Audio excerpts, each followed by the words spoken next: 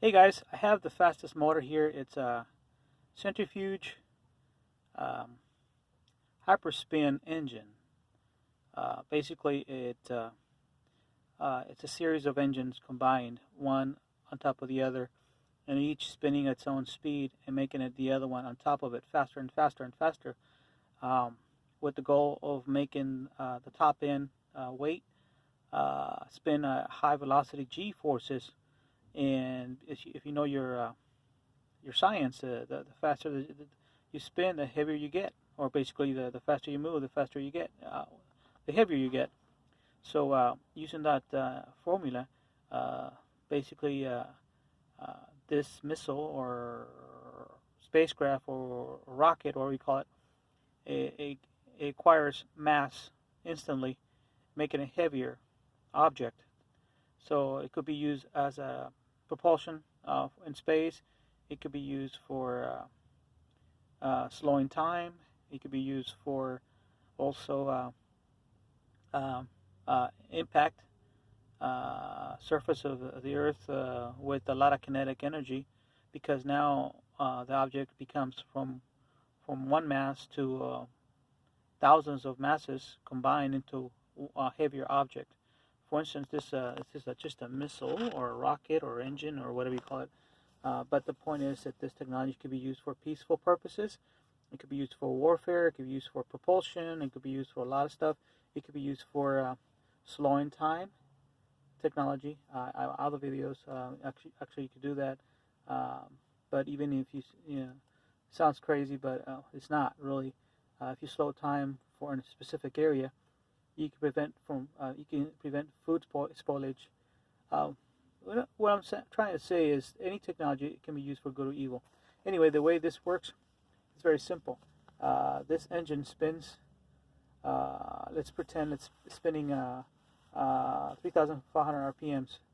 So the next engine's got his own motor and own fuel supply, and that's each individual one. I only got 5 here drawn, but let's pretend this is actually an 8-engine combination series. And it could be more or less. It could be infinite. It could be 10, 20, 30, 100 engine. You name it. It's infinite. But in this case scenario, for our purposes, let's pretend this is 8 connected engines. I know it's just 5 here, but let's say one on top of the other. Anyway, each one's got its own engine individually, separate, and its own power and fuel supply. So that's each one of these has its own engine and fuel supply. So if this is spinning at 3,500 RPMs, the next one on top of it will spin 3,500 RPMs and so on, 3,500 RPMs and so on. So this is spinning at 3,500 RPMs. So the top one will spin faster. It will spin the same speed, but because it's on top of the other one, it's going to spin faster. And the other one on top of the other one is going to spin faster and faster and faster. Even though each one's spinning at that same velocity, it's accumulative. So if this one's spinning 3,500, the next one on top of it always going to spin, even if it's the same speed, it's going to spin faster than the one below. So it's all cumulative. So if you have 8 engines, that's how it's going to work. It's all cumulative RPMs.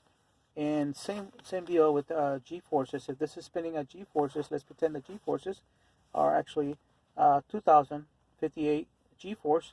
So the weight, or the speed it's spinning adds weight to your molecules, so making you heavier, or the molecules in an object heavier mass. So if the G-force is 2,058, and the next one spinning at that same G-force, 2,058, and the next one spinning at the same G-force, 2,058, and so on, making this object right here, a material, whatever that is, heavier. Let's say this object is 1 ton. So okay, now go back to the RPMs. So if you have 8 engines, each one's 3,500 RPMs, you multiply that by how many engines. Let's say you have 3,500 RPMs times 8. So if you have each one spinning at 3,500, so 8 engines multiplied by 3,500 RPMs, that equals a total speed at the top of this object spinning at 28,000 RPMs. Like I said, it's all cumulative speed, or in this case RPMs. Now same with G-force. If this G-force spinning at 2,058 and each one's the same 2058 G-force, and it's all cumulative. So you have G-force 2058 multiplied by 8 engines. So 8 engines times 2058 G-force. It's all cumulative. So you add it times, and it comes out to 16,464 Gs. So that's the cumulative G-force right here at the top is 16,464 Gs spinning. So that means that this 1 ton is going to increase in weight. So it's like 1 G equals to 1 Earth gravity. So if 1 Earth gravity is 1 ton, 2 G's will equal twice as that. So 2 G's will be multiplied by 1 equals 2. So 1 times 2 equals 2. So 2 G's will be 2 tons. Same deal. If this was 1 ton, you multiply 1 ton by whatever G forces you have. So it's a 1 ton multiplied by 16,464 G's. That equals to, over here, 16,464 tons. So instantly, you can add weight to an object. So in midair, it could go up in air and it's 1 ton. But I'm coming down, it initiates all these engines in sequence, fast, spinning at that specific speed. And this 1 ton will become instantly the weight of it, 16,464 tons, with this vehicle, which is this is a mass-generating vehicle. In other words, this object can actually increase in weight exponentially to whatever weight you want. It could increase so powerfully the weight that when it crashes into Earth or any object, its kinetic force will be so immense that, won't be a pretty sight. Let's put it that way. But it says a kinetic energy weapon, or it could be a kinetic propulsion system. It could be used for slowing time. In the different videos, the same technology can be used for many purposes. But anyway, that is my concept. You guys have a good one.